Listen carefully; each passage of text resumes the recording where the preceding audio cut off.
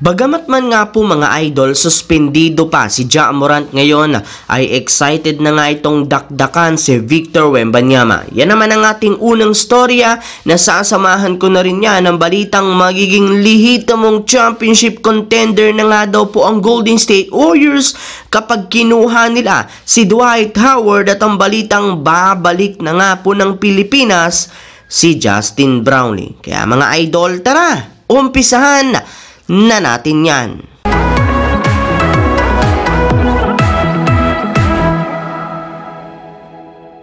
Ang videong ito mga idol ay hatid sa inyo ng Aurora Game, isang play-to-earn mobile app na kung saan pwede kang kumita habang nag-e-enjoy ka. Maraming mga games dito mga idol, gaya ng Color Game na alam kong siguradong mananalo kayo, Dragon versus Tiger na simple lang, pipili ka lang kung Dragon ba o Tiger ang mananalo. Meron ding Toss a Coin na alam kong alam nyo na, at marami pang iba. Sobrang dali lang mag-register, gamit lang ang iyong mobile number, hintayin ang verification code at gumawa ng password. Madali lang din mag-cash in, at pag panalo, cash out agad gamit ang iyong GCash account. Kaya ano pang hinihintay nyo mga idol? Mag-download na at manalo. Nasa comment section ang link para makapagsimula na kayo. Dahil nga po mga idol sa magandang ipinakita ni Victor Wembanyama sa mga laro ng San Antonio Spurs sa preseason, marami na nga po mga fans at analyst ang namangha sa kanya. Kaya excited na rin naman sila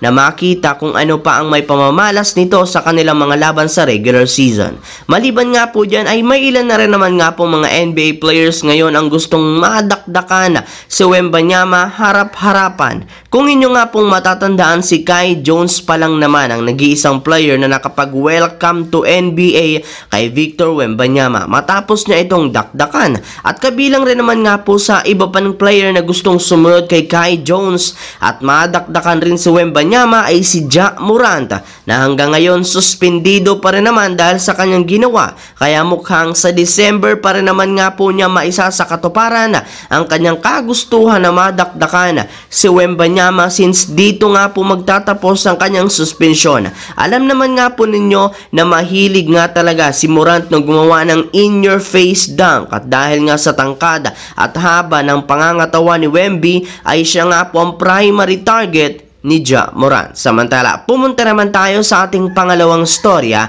sa balitang magiging legit nga po na championship contender ang Golden State Warriors kapag kinuha nila si Dwight Howard.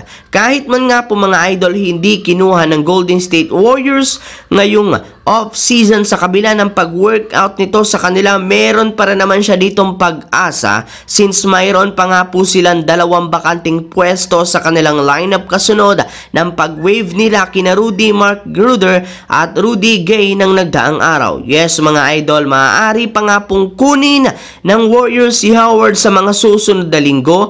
Gayong mas lumilinaw na rin naman nga po na kailangan nila ng isang legit na sentro sa kanilang front court matapos silang ma-out-rebounded sa kanilang mga nagdaang laban. Ayon nga po sa naging pahayag ng isang analyst, magiging isang legit na championship contender lamang nga po ang Warriors kapag nakakuha sila ng bagong sentro katulad ni Dwight Howard. Habang dumako naman tayo sa ating huling storya sa balitang babalik na nga po ng Pinas si Justin Brownlee. Habang hinihintay nga po mga idol ng kampo ni Justin Brownlee ang hatol sa kanya ng FIBA at ITA, ay may lumabas nga pong balita ngayon na mas pipiliin pa rin naman nga po nitong bumalik sa Pilipinas sa mga susunod na araw. Yes mga idol, babalik pa rin naman nga po si Brownlee sa Pilipinas, since naniniwala nga sila na makakapaglaro at makakahabol pa ito sa lineup ng Barangay Ginebra sa darating na Commissioner's Cup na magsisimula na sa November 5. May lumabas na rin naman nga pong balita na kahit anuman nga po ang maging desisyon ng FIBA, tutulungan pa rin naman nga po ng PBA at SBP si Brownlee upang sa ganon mapaikli ang suspension niya sa Barangay Ginebra. So yun lamang mga idol ang ating bagong video ngayon na ating pinag-usapan dito sa aking YouTube channel. Once again, this is your J-Zone TV. Don't forget to subscribe at syempre pindutin ang notification bell sa akin channel para lagi kayo maging updated sa mga videos na pinapalabas ko. I-follow, bisitahin at i-like ang ating Facebook page. J-Zone TV. Maraming salamat mga idol.